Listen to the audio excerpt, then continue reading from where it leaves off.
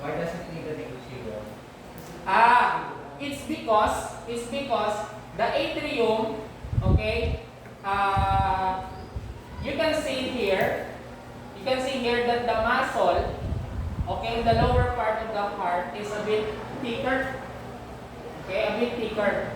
So, it has something to do also with the gravity, okay, the effect of the gravity. If it's only here in the, this one, yeah. The reason for that is not to allow the efficiency of the distribution of blood not to backflow. Okay? And besides, there's upper part some body and lower part of the body.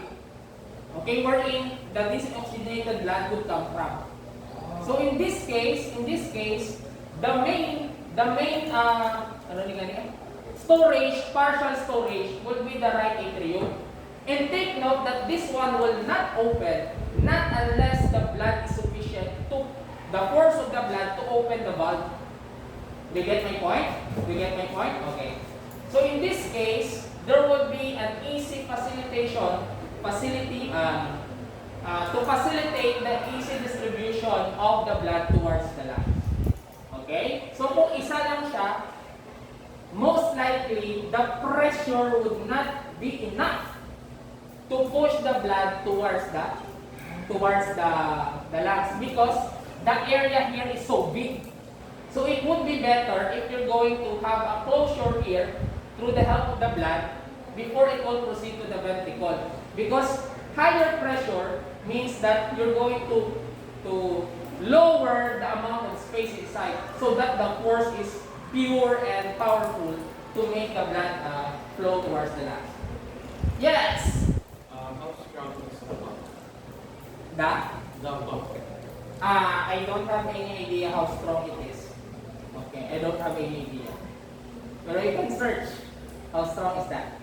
Okay? Well, that's a nice question. Okay, ayos?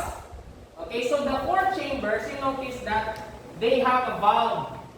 Okay, valve here.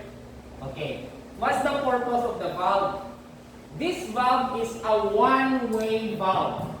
Which means that if the blood here stores here in the right atrium, it will wait for it to be filled and then the valve will open automatically because of the pressure. Once it opens, it will start filling this part here.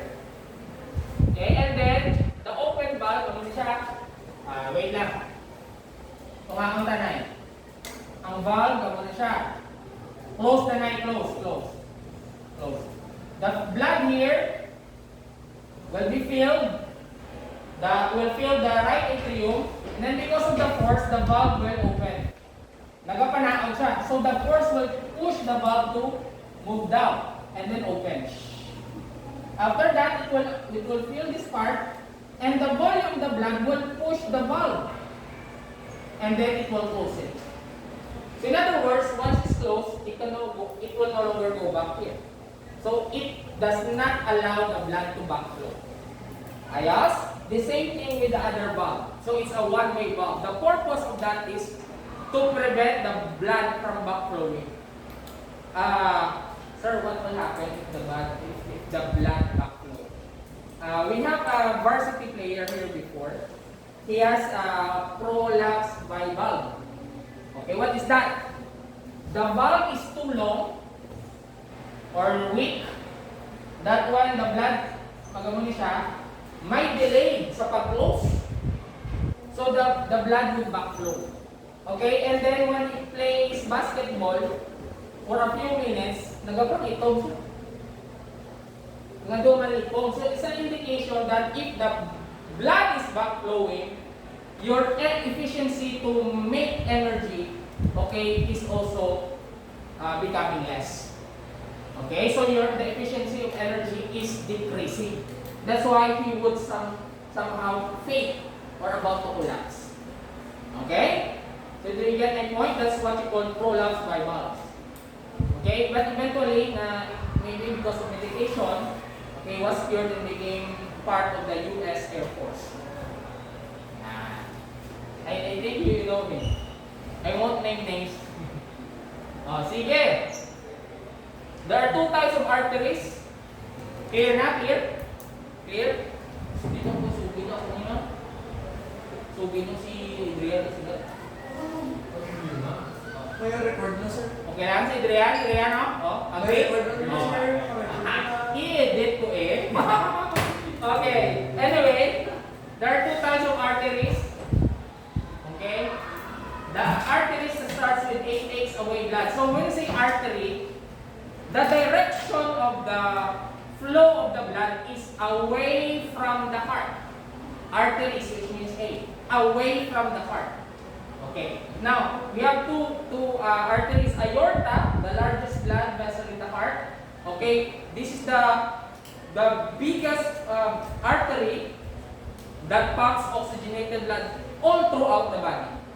Another one is pulmonary artery, carries blood containing carbon dioxide from the heart to the lungs. So this one, what type of blood? Oxygen-rich blood away from the body, so it will distribute the oxygen-rich blood. While pulmonary artery, carbon-rich blood towards the lungs so that you will exhale it in the form of carbon dioxide.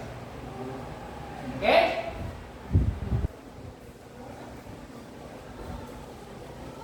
So, this is the aorta. This is the pulmonary artery, which will lead to, its direction is towards the, going to the lungs, while the aorta is all throughout the body. Gets? Okay? Understand? Okay? Do you get it? Okay.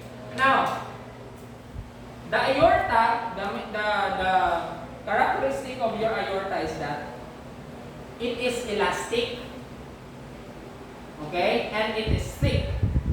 Sir, how come the aorta is the thickest, and at the same time, elastic, just like a rubber band? Okay. Yeah, you imagine the aorta is thick, but at the same time, it is elastic. Why do you think? What do you think is that characteristic is very important for aorta? Very good. Okay, you notice that the left ventricle, it has the thickest muscle. Okay? Thickest muscle in the heart.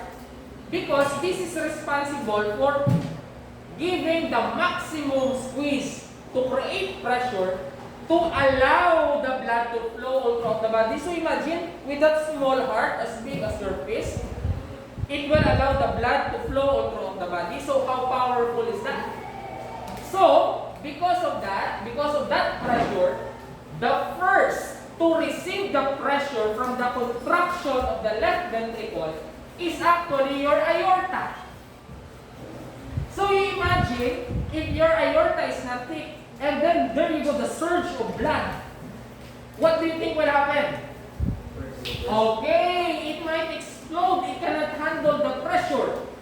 So that's why it should be thick and at the same time elastic, that when the pressure enters, it will increase the diameter of the blood vessels to lower down the pressure that it receives from the left ventricle. Do you get my point? So that's why if we can learn important lesson from the aorta, we should be tough, we should be thick, but at the same time, we should be flexible enough to handle pressure. Because in life, stress, pressure will always be there. It's not going to be a bed of roses. If there's such thing as bed of roses, always remember, roses have thorns. Right? Okay? Sige. Understood? Alright. Yes?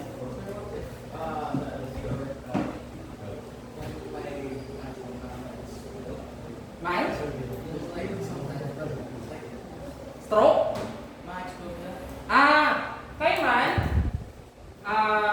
sometimes at aorta, sorry, you know, aorta, what happens is, kung mahilig ka sa linapga, mahilig ka sa baboy, mahilig ka sa kare-kare, mahilig ka sa pata, what are you going to introduce in your body is actually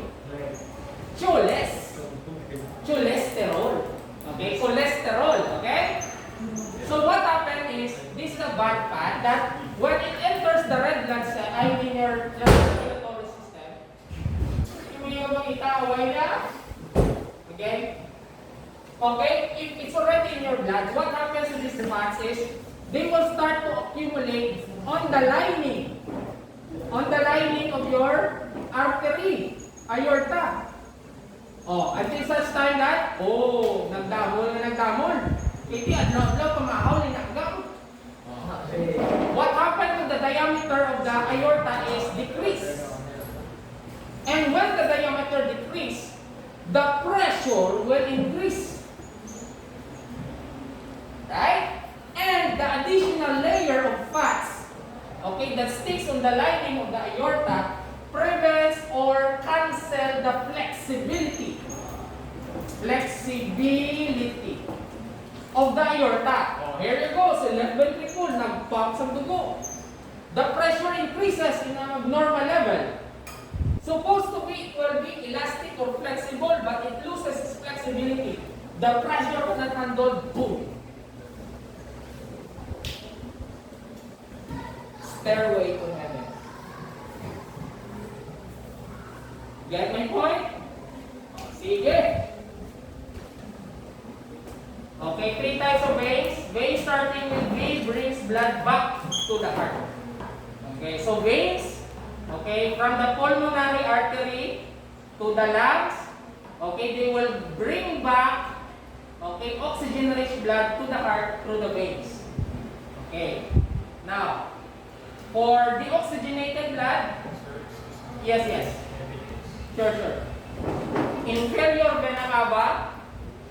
Okay, when you talk about inferior vena cava, okay, this is not to diminish its value because it's inferior. Inferior would refer to the location.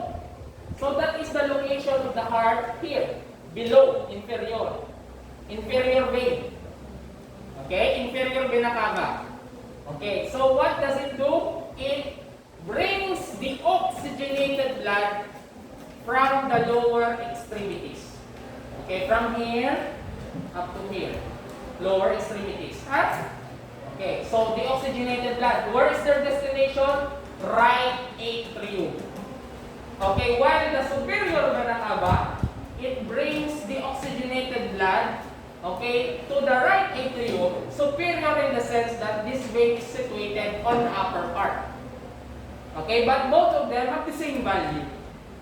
Okay, the same purpose, and that is to channel the oxygenated blood to the right atrium. Copy?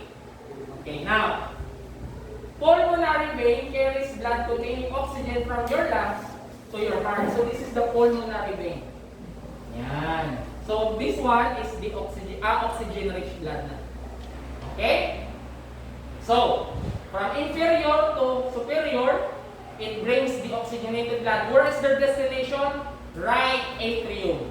If this right atrium is already filled with blood, it will open the one-way valve. Okay, which is the tricuspid valve. Okay? Once it opens, it will fill up the right ventricle, and the blood, you imagine, it starts to fill up. The open valve will be pushed by the volume of the blood, it closes it. Okay, and then it starts to accumulate pressure, volume and pressure, and then it will open now the pulmonary valve. Alright, nag-open na siya, and then squeeze, push the deoxygenated rich blood towards the pulmonary artery, towards the lungs. Eliminate carbon dioxide, pick up oxygen, and they will go back to the pulmonary vein. Okay, fill up the left atrium, same principle, volume increases,